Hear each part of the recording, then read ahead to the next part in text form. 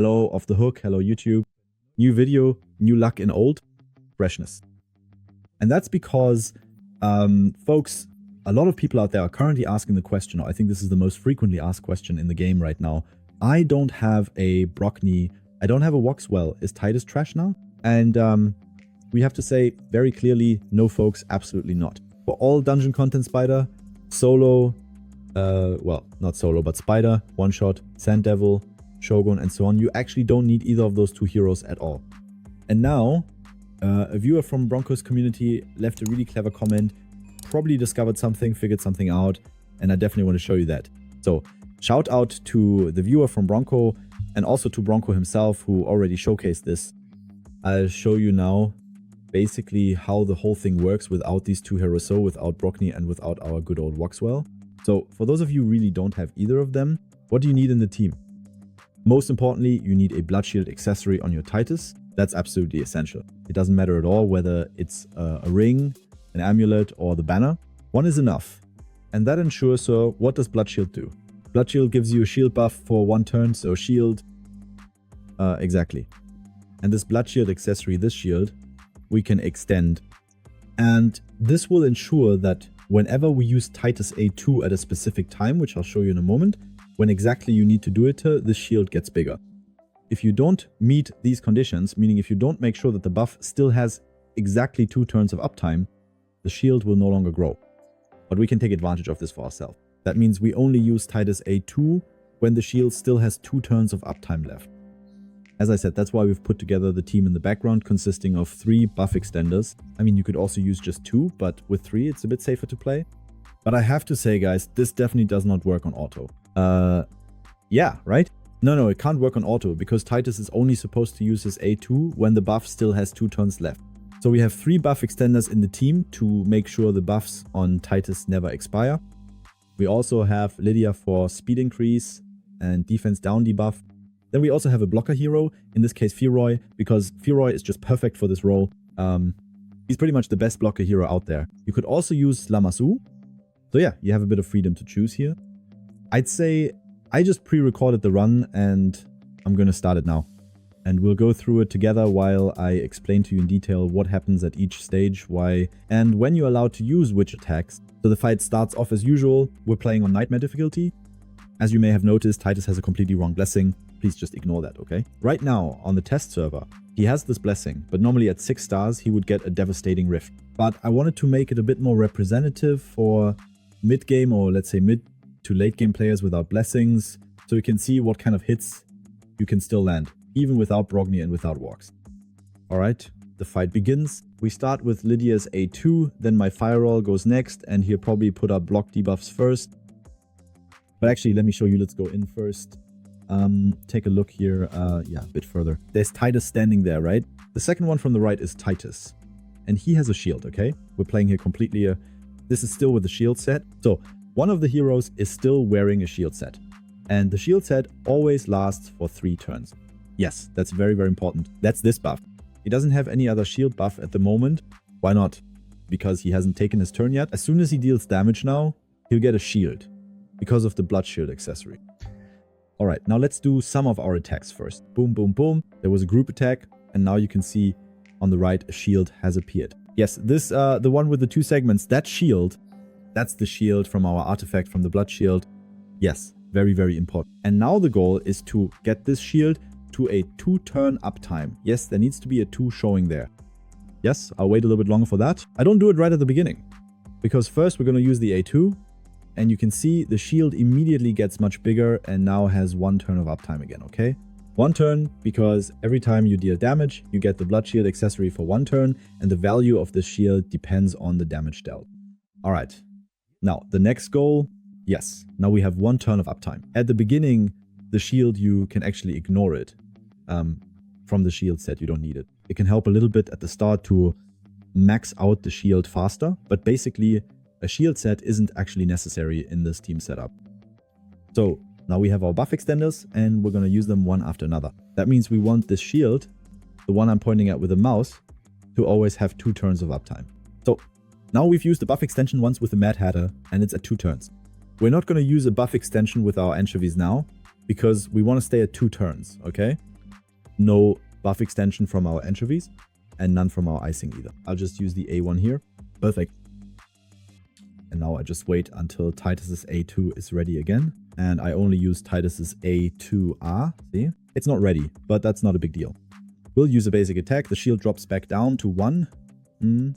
Now, we shouldn't use Titus's A2. That means add a few more extensions, which we've done. Perfect. The shield is at 2. And now I use Titus's A2 again. And this way I can get his shield up to a huge value super quickly without Brogni, without Wixxwell. Then pay attention. When he hits with his A2 in a moment, watch out. Here he comes. Look at that shield. Boom. It's almost maxed out already, right? After just 2 minutes in the fight, super fast. Now I use Graze's buff extension again, and so on and so forth. So you always have to keep an eye on your buff extension, I'd say. You always want to have it up for 2 turns.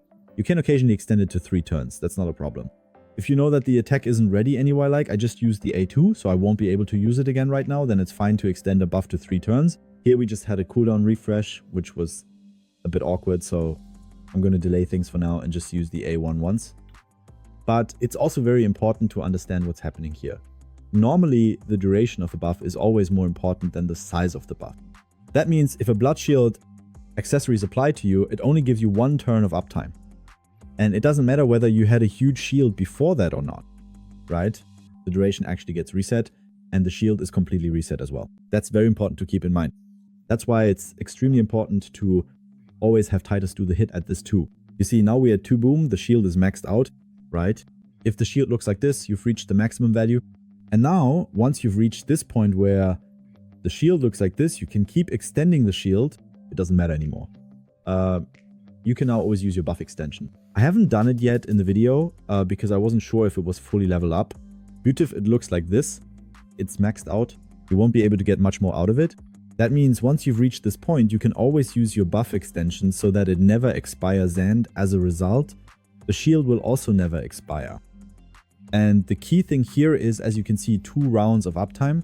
I probably wanted to make it even bigger. All right, let's do it again. Boom, almost 50 million.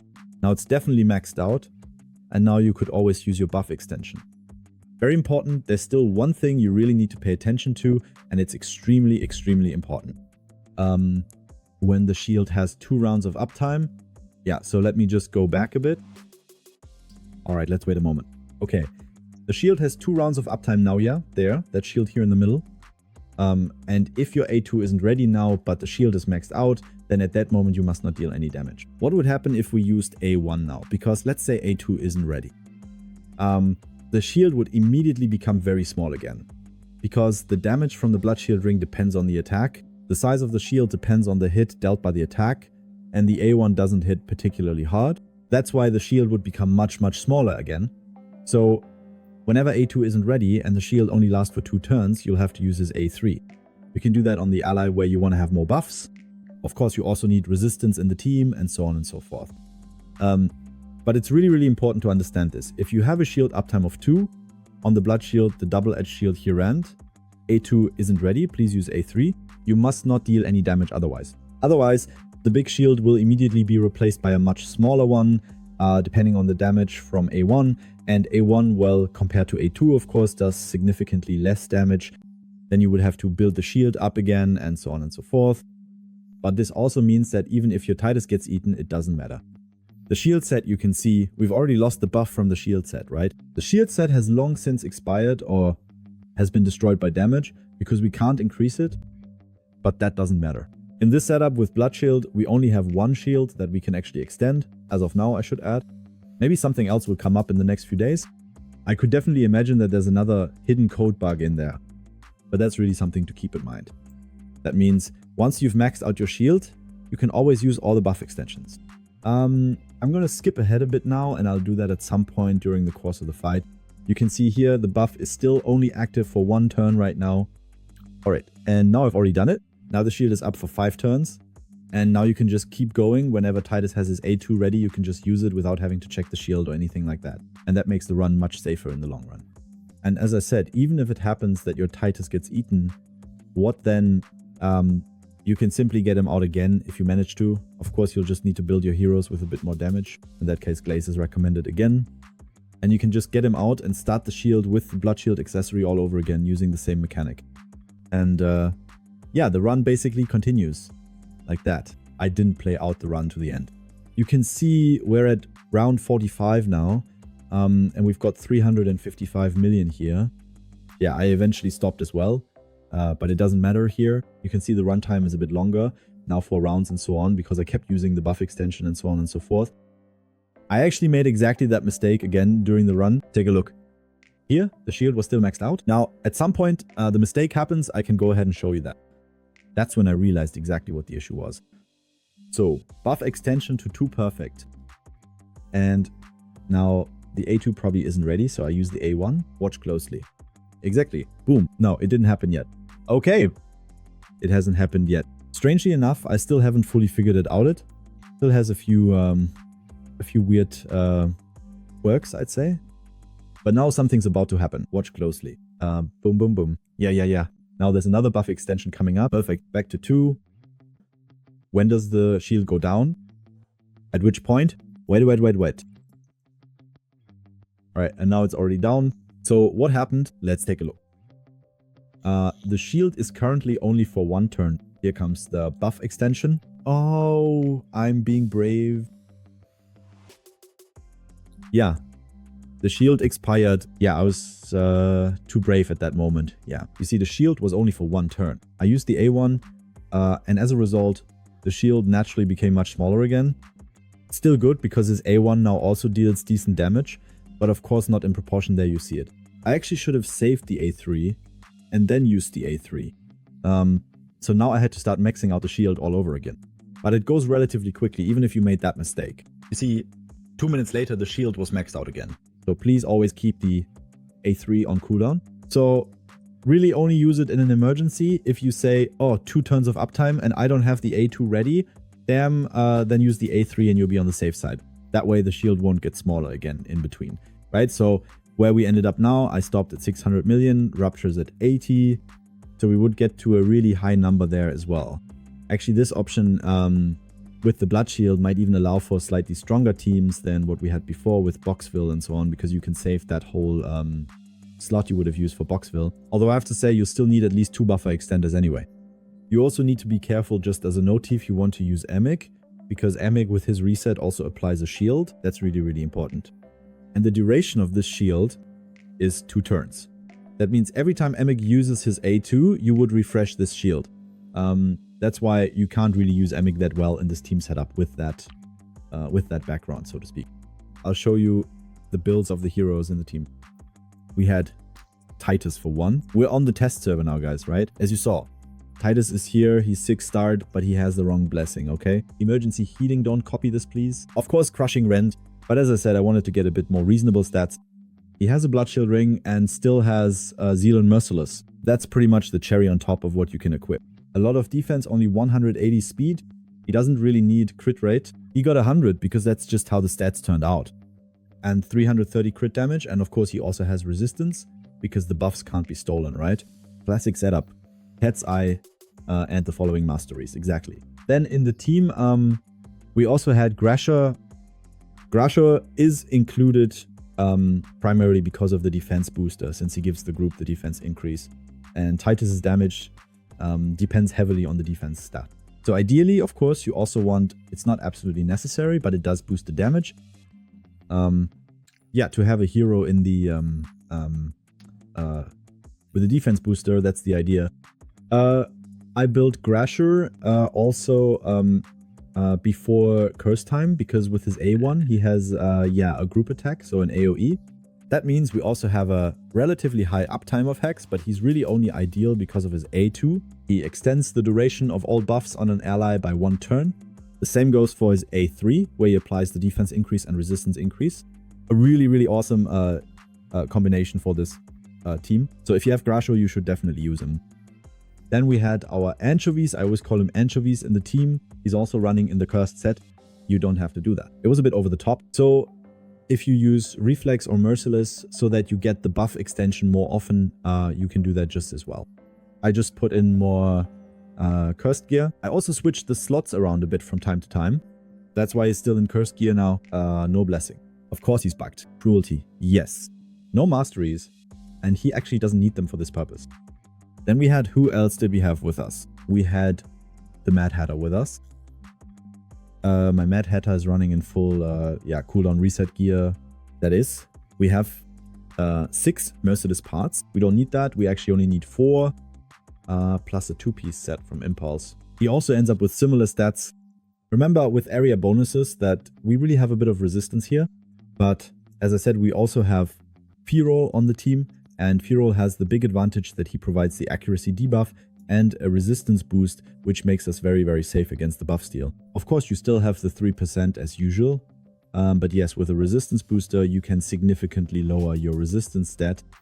I can also recommend, if you say you don't have Grazo and so on, if you have an Uela, Uela is also very, very, very well suited for this purpose as a buff extender, because she heals, she does the buff extension on her A2, but on her A3 she also gives you a resistance increase plus a turn meter boost. That means Uela is also a very, very, very good hero as a buff extender. You can definitely use her as well. And then we also had, who else did we have? Lydia. Lydia is still missing, right? Lydia is like this. I had Lydia running in a shield set. She doesn't need it, okay? You really don't need any hero in a shield set. At the beginning, it goes a bit faster because you have an extra shield. That's another 20,000, 30,000, depending on how much HP your shield set provider has at that moment. But it's actually not necessary at all. I would recommend to you anyway, I would rather play Lydia in a protection set because she gives you 2 buffs and that makes Titus's damage 10% stronger. So I would rather use her in a protection set. I still had her in a shield set for the test, but yeah, it's not really worth mentioning. Alright guys, if you have any questions, drop them in the comments. Greetings once again to Bronco and Bronco's community who discovered this. And this way people can really do billions of damage to the Hydra. And probably also to the Chimera, although I wouldn't get ahead of myself there just yet.